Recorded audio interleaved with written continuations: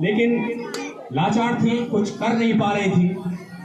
और किस तरीके से दोनों अपनी योजना को साकार करने के लिए विजय के पिताजी से, यानी लड़की अपने पिताजी से रिक्वेस्ट कर रही है, उन्हें मना रही है और उन्हें धमकी दे रही है। किस तरीके से आपस में तीनों बात कर रहे हैं शादी होने के बाद, देखिए। अजी सुनते हो विजय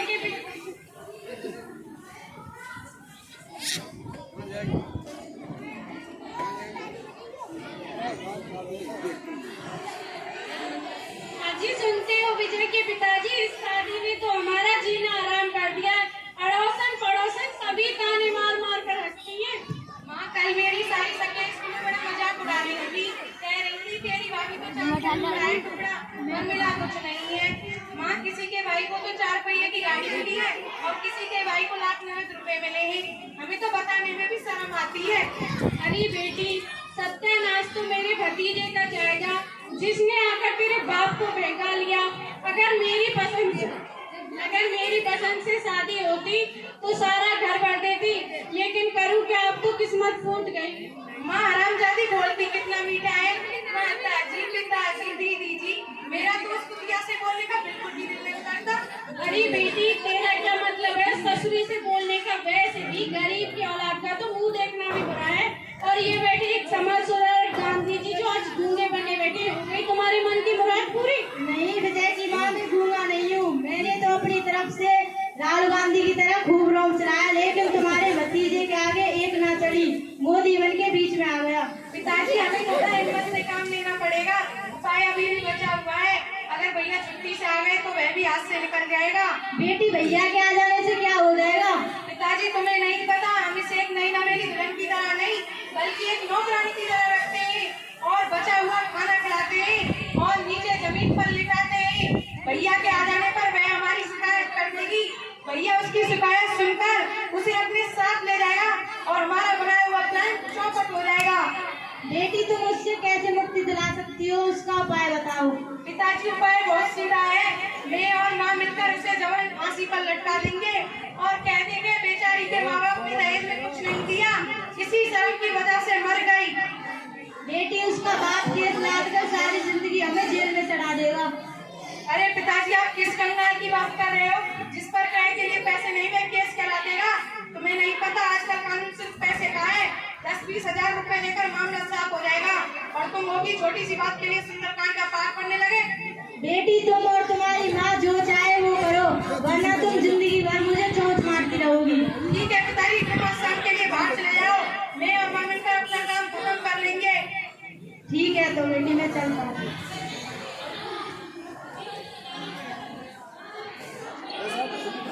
ऊपर से बंद कर देगा ना। नहीं थी, ऊपर से कहाँ तो बोल रहे? कोई अपनी पगड़ी बेच देता है, कोई टोपी तो कोई अपनी पगड़ी बेच देता है। मिले अगर भाव अच्छा तो जल्दी कुर्सी बेच देता है। मिले अगर भाव अच्छा तो जल्दी कुर्सी बेच देता है। तवायफ फिर भी अच्छी है कि जो सीमित है मोटे तक, पुलिस वाला तो चौराहे पे वर्दी बेच देता है। कली फल फूल पेड़ पौधे, कोई भी चीज नामुमकिन नहीं। कली फल फूल पेड़ पौधे संभाली बेच देता है, कली फल फूल पेड़ पौधे संभाली बेच देता है।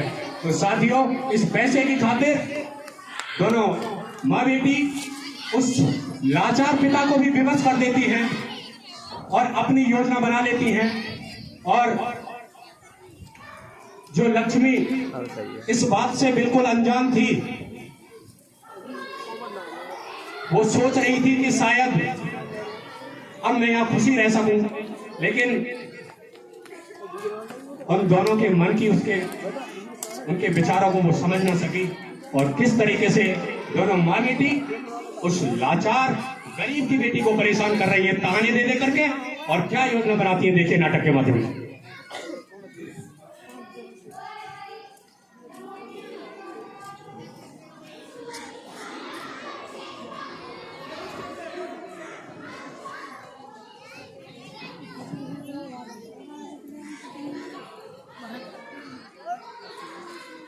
हरामजादी, पूरे घर में नागिन की तरह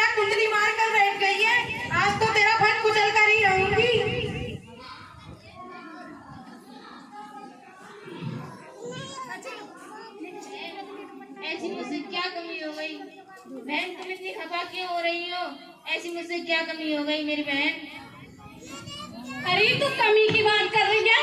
कमी तो तूने और तेरे बाप ने तभी कर दी थी, तब तेरा रिश्ता इस घर में तय हुआ था, और फिर दहेज में भी कुछ नहीं दिया। अरे माँ, मैं तो आपकी बेटी का समान हूँ, आप तो मुझ पर रहम खाओ।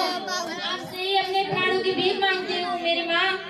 चुप हरामजादी, तूने पहले से ही हमारा जीना आराम कर रखा है, अब तो तू अपने ईश्वर को याद कर ले। मेरे लिए तो आप ही सब कुछ हो, आपसे ही रहम की भीख मांगती हूँ मेरी बहन। मुझे क्षमा कर दो, माफ कर दो मेरी बहन।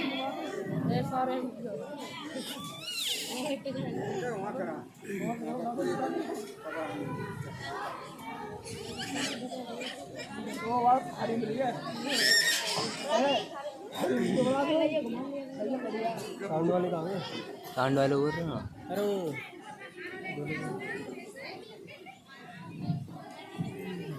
बहने मत बनो कसाई, मत ना निकालो मेरे प्राण।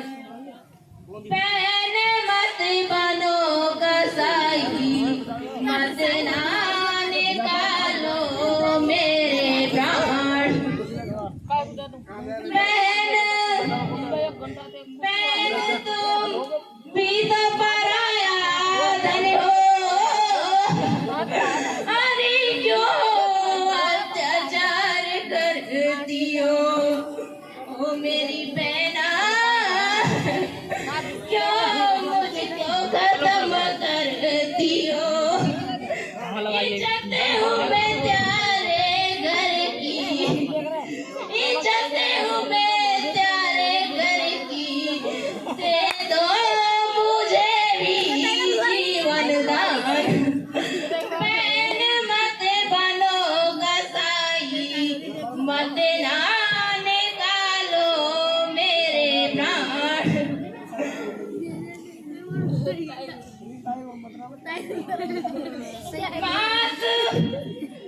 मात में निर्धन की हूँ बेटी, अरे आज किस्मत मेरी फूटी। ओ मेरी मैया, क्यों मुझसे तू है रूठी? पैर में प्यार हरामजादी थी, पैर में प्यारे पड़ती इतनी तान। बहन मत बनो कसाई, मत ना निकालो मेरे प्राण।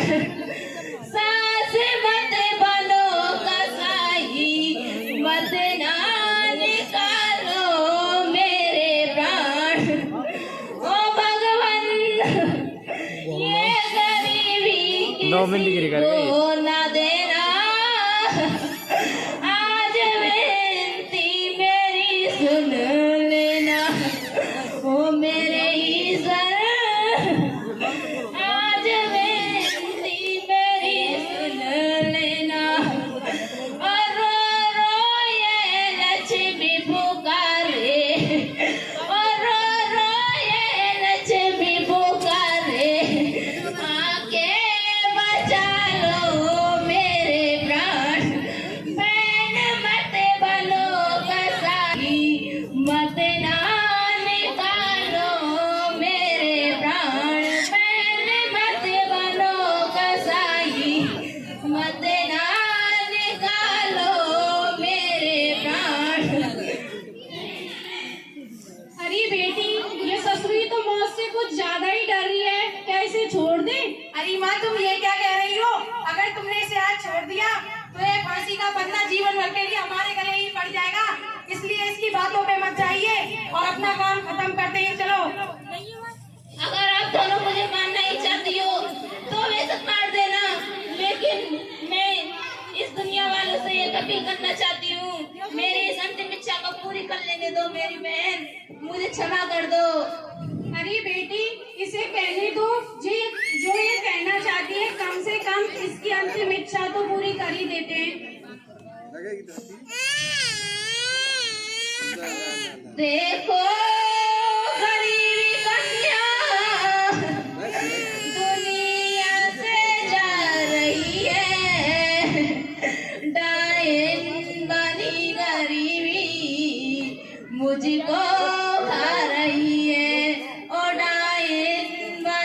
गरीबी मुझको खा रही है। ओ बेटी वाले सब ये ना किसी ने सोचा, मेरी तरह किसी दिन खाओगे तुम भी धोखा।